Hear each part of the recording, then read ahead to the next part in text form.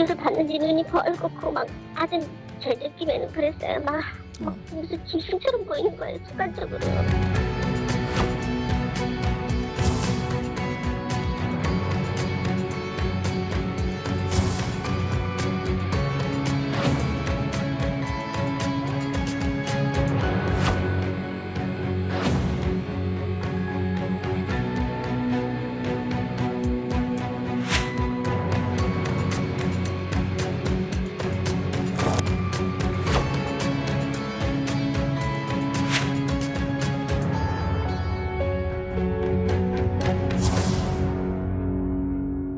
네, 2년 전 여비서를 성추행한 혐의로 고소됐던 김준기 전 DB그룹 회장이 가사 도우미를 그 전에 성폭행한 혐의로도 작년에 피소된 사실이 뒤늦게 드러났습니다.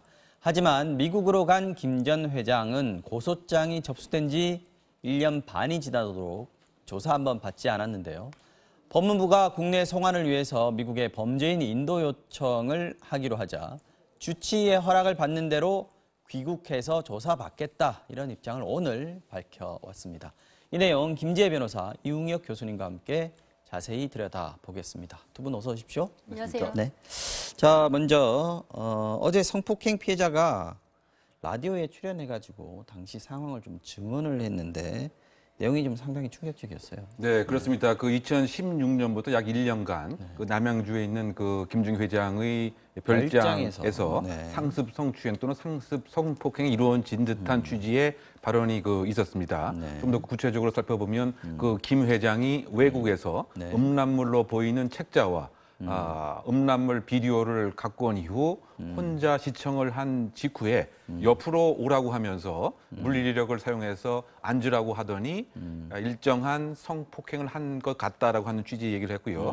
이것에 그치지 않고 약 15일 후에도 네. 역시 비슷한 상태로 즉 음란물에 마치 취해 있는 듯한 표정과 모습으로 본인에게 추행과 성폭행을 했다라고 하는 이야기를 했습니다. 알겠습니다. 그래서 이것이 지속적으로 반복되는 위험성 때문에 본인이 녹음기를 주머니에 넣고서 항상 녹취를 했어야만 하는 이런 상황에 이르렀고요. 네.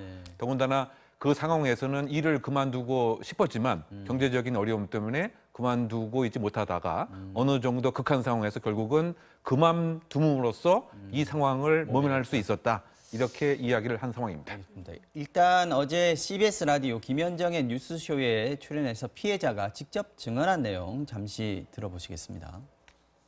주말이었는데 주방으로 들어오더라고요. 뭐 하냐면서 또 비디오를 봤는지 눈이 벌겋고 막 아주 제 느낌에는 그랬어요. 막 무슨 귀신처럼 보이는 거예요, 순간적으로. 그런 일이 있고 나서 아무 말도 안 하고 그때부터는 정말 완전히 신사가 된 거예요. 또 보름쯤 지났나 그러고 나서 저녁에 그런 일이 또 벌어졌어요. 내가 이러고도 가만히 있으니까 나를 또 바보로 생각하는 것 같다, 이런 생각도 들더라고요. 예.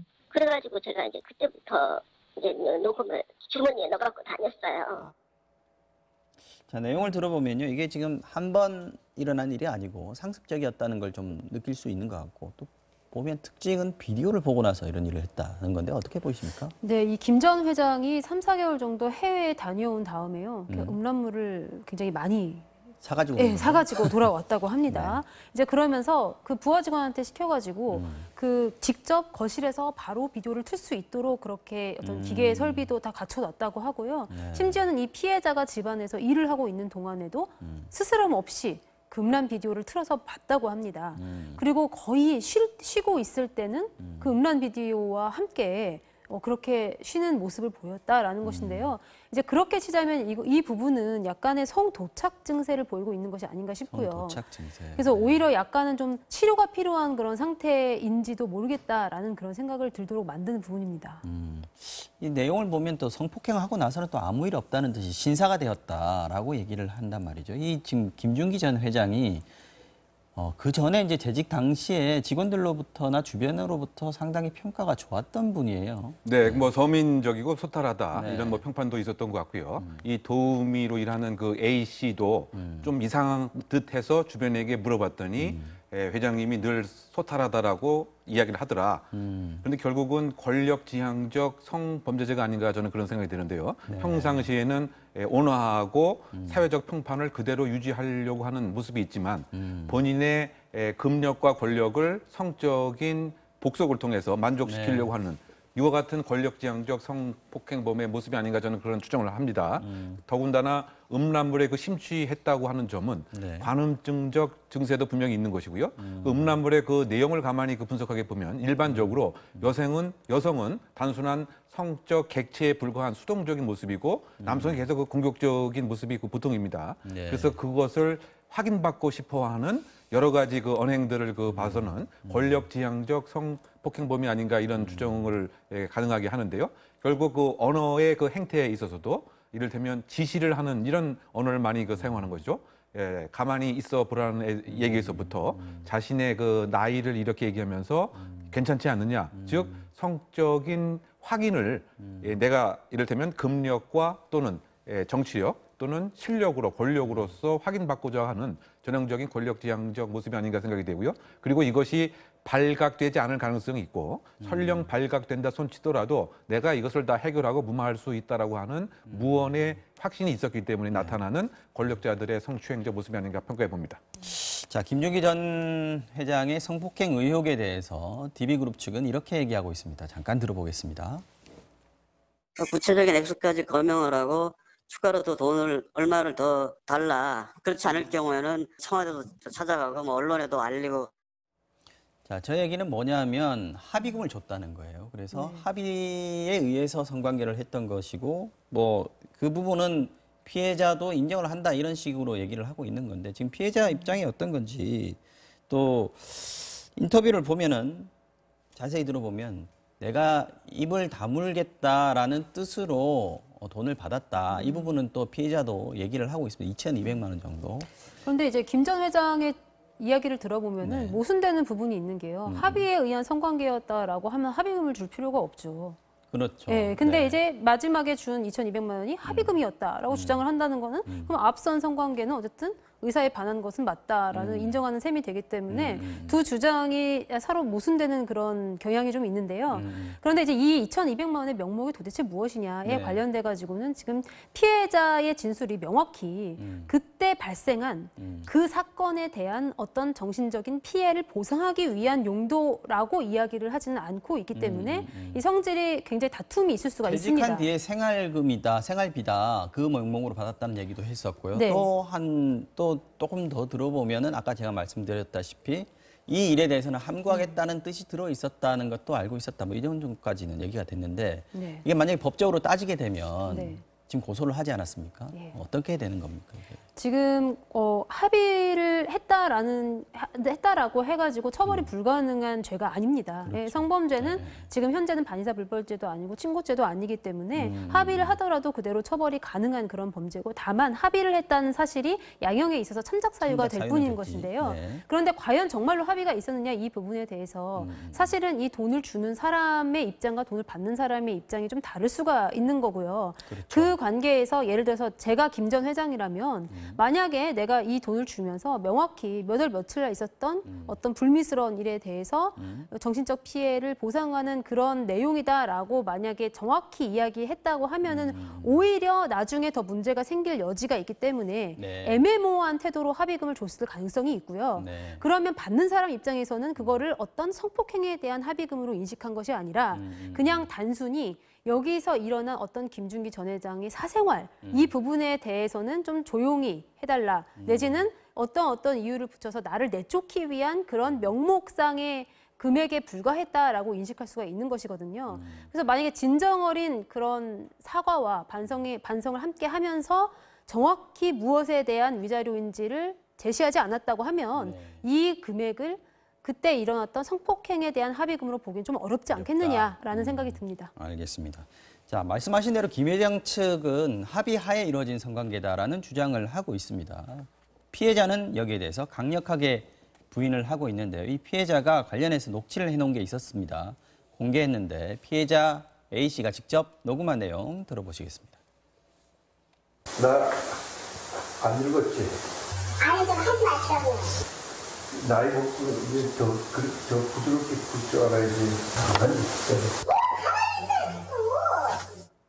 자, 녹취된 내용을 봐서는 이게 뭐 합의된 성관계라고 보기는 힘들 것 같습니다. 네, 그렇습니다. 결국 이제 그 성적 자기 결정권이라고 하는 그 기준은 피해자의 입장에서 생각을 해야 되는 것이죠. 명확하게 지금 거부를 하는 목소리가 들려요. 그렇죠. 명확하게 이제 거부를 할 뿐만이 아니고 더군다나 그 상하 간에 이를테면 미개관계가 그렇죠. 있으니까. 사용자와 이를테면 고용을 당한 이런 입장이죠. 그래서 업무상 위력에 의한 간음이라고 하는 이런 형태도 범직한데 어쨌든 그것을 떠나서 직접적인 유형 무형의 폭력을 행사해서 성적 자기 결정권을 해야 할 가능성이 크지 않는가 생각이 드는데 또 그 근거는 인척이 김 회장의 인척이 최근까지 합의를 종용하는 편지를 보냈다고 하는 것도 알려졌습니다. 그래서 그 편지의 그 내용인즉 이 분에게 무고죄로 다시 고소할 수도 있고 손해배상을 피해자에게 무고죄 고소할 수 그렇죠. 있다. 네. 그러다 보니까 결국 이 상황을 없었던 것으로 하자라고 하는 취지의 편지 내용이 있습니다. 그러다 본다면 이것이 정말 임의로운 성적 자기 결정에 의한 것이 아니라고 하는 또 하나의 그 반증이 아닌가 생각이 듭니다. 더군다나 최근에 그 법정 경향을 보게 되면 네. 성인지 감수성이라고 하는 그 기준이죠. 그렇죠. 예. 모든 것을 그 상황에서 피해자의 기준에서 봐야 되는데 지금 녹취에 나타난 저와 같은 비명소리뿐만이 아니고 더군다나 지금 가족으로 보이는 분이 국민 청와대 게시판에 얘기를 올렸습니다. 그리고 죽음을 각오할 정도로 이것은 합의한 것이 아니었다. 이런 일관된 태도로 우리가 비추어 봐서는 저것은 임의로운 자유로운 합의가 아니라고 봄이 성적 인지 감수성에 맞는 해석이 아닌가 생각됩니다. 자, 피해자의 자녀가 청와대 청원 게시판에 글을 올렸습니다. 작년 1월에 고소를 했는데 아직까지 김 전 회장 한 번도 조사를 받지 않았다. 지금 미국에 있는 거죠. 네, 그렇습니다. 2017년 7월 달에 출국을 했는데요. 네. 그리고 출국한 이후 9월 달에 그 비서로부터 고소를 당했습니다. 이제 그러고 나니까 안 돌아오는 거예요, 그냥. 근데 이제 물론 뭐 질병 치료가 치료를 목적이라고. 목적으로 인해서 그 미국에 갔다고는 하지만 네. 이렇게까지 긴 치료가 만약에 필요한 그런 질환인지 우리가 한번 확인을 해볼 필요가 있을 것 그렇죠. 같고요. 네. 이제 그 미국 내에서 이제 계속해서 갱신을 해가면서 체류 연장을 하고 있는 것으로 알려지고 있습니다. 근데 안타깝게도 그냥 단순히 우리나라 같은 경우에는 인터폴 적색 수배만으로는 바로 잡아올 수는 없고요. 이제 범죄인 인도 요청에 따라서 절차를 밟아야 하는데 이제 미국과의 사법 공조가 좀 절실한 상황이 아닌가 생각됩니다. 지금 법무부가 범죄인 신병 인도 요청을 했지 않습니까? 그러고 나니까 오늘 입장 발표가 나왔는데 변호인을 통해서 지금 입장을 밝혔는데 내용이 어떻게 나왔습니까? 그러니까 결국은 이제 그 합의였다고 하는 게 취지가 아닌가 저는 그렇게 어제 시점에서 알고 네, 있습니다. 네. 즉 그 당사자 간에 일정한 동의가 있었다라고 하는 뭐 이런 취지로 저는 어제 시점에서 이해를 하고 있는데요. 어쨌든 지금 출국한 지 2년이 도과했음에도 네. 이렇게 지연된 형사 정의가 있다고 하는 것은 정의가 아닌 이런 것이 아니겠느냐 비난이 있는 것이죠.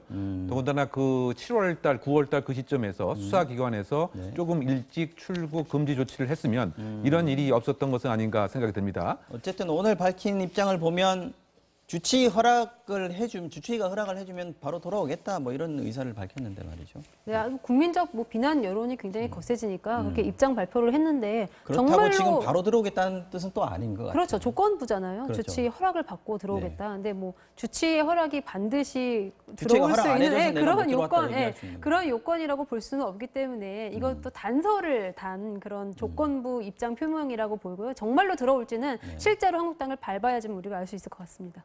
알겠습니다. 자, 여기까지 듣고요. 다음 주제로 넘어가 보겠습니다.